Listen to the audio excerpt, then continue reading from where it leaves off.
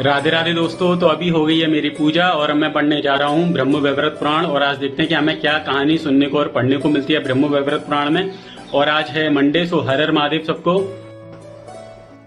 आज मैंने ब्रह्म वैवर्त पुराण में प्रकृति खंड का 7वां अध्याय पढ़ा। इसमें है कलयुग के भावी चरित्र का, कालमान का तथा गोलोक की श्री कृष्ण लीला का वर्णन।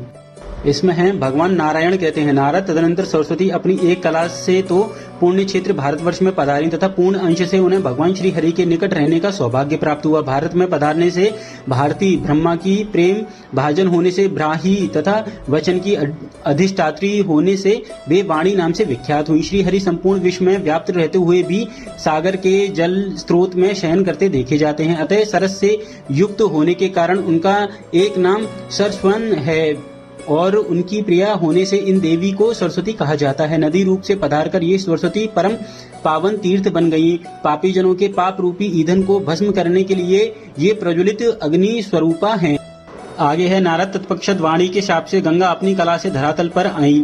भागीरथी के सत्य प्रयत्न से इनका शुभागमन हुआ। ये गंगा आ ही रही थी कि शंकर ने इन्हें अपने मस्तक पर धारण कर लिया। कारण गंगा के वेग को केवल शंकर ही संभाल सकते थे, अतएव उनके वेग को सहने में असमर्थ पृथ्वी की प्रार्थना से वे इस कार्य के लिए प्रस्तुत हो गए। फिर पद्मा अर्थात लक्ष्मी अपनी एक कला से भारतवर्ष में नदी रूप से पधारी। इनका नाम पद्मावती हुआ। देखो इसमें एक कितनी अच्छी बात लिखी हुई है। कली में 5000 वर्षों तक भारतवर्ष में रहकर ये तीनों देवियां सरित रूप का परित्याग करके वैकुंठ में चली जाएंगी। काशी तथा वृंदावन के अतिरिक्त अन्य प्राय सभी तीर्थ भगवान श्री हरि की आज्ञा से उन देवियों के साथ वैकुंठ चले जाएंगे। शालग्राम श्री हरि की मूर्ति पुरुषोत्तम भगवान जगन्नाथ कली के 10,000 वर्ष व्यतीत होने पर भारतवर्ष को छोड़कर अपने धाम को पधारेंगे। इस अध्याय में कलयुग के बारे में सारी चीजें बताई गई हैं। नारद कली के मनुष्य अश्लील भाषी, धूर्त, शठ और असत्यवादी होंगे। भली भांति जोते बोए हुए खेत भी धान्य देने में असमर्थ रहेंगे। नीच वर्ण वाले धनी होने के कारण श्रेष्ठ माने जाएंगे। देव भक्तों में नास्तिकता आ जाएगी।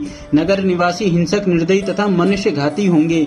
कली में प्राय स्त्री और पुरुष रोगी, थोड़ी उम्र वाले और युवा अवस्था से रहित होंगे। 16 वर्ष में ही उनके सिर के बाल पक जाएंगे। 20 वर्ष में उन्हें बुढ़ापा घेर लेगा। कलयुग में भगवंत नाम बेचा जाएगा। मिथ्या दान होगा। मनुष्य अपनी कीर्ति बढ़ाने के लिए दान देकर स्वयं पुनः उसे वापस ले लेंगे। देवव्रती, ब्राह्मण व्रती अथवा गुरुकुल व्रती, चाहे वह अपनी दी हुई हो अथवा दूसरे की कली के मानव, उसे छीन लेंगे।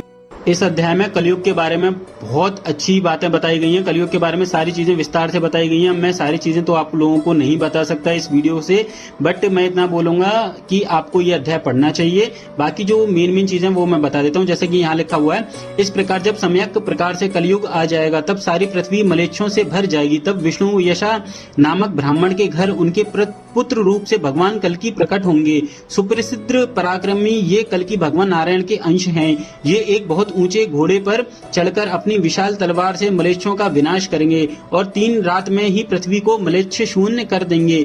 यों वासुधा को मलेच्छ रहित करके वे स्वयं अंतर्ध्यान हो जाएंगे।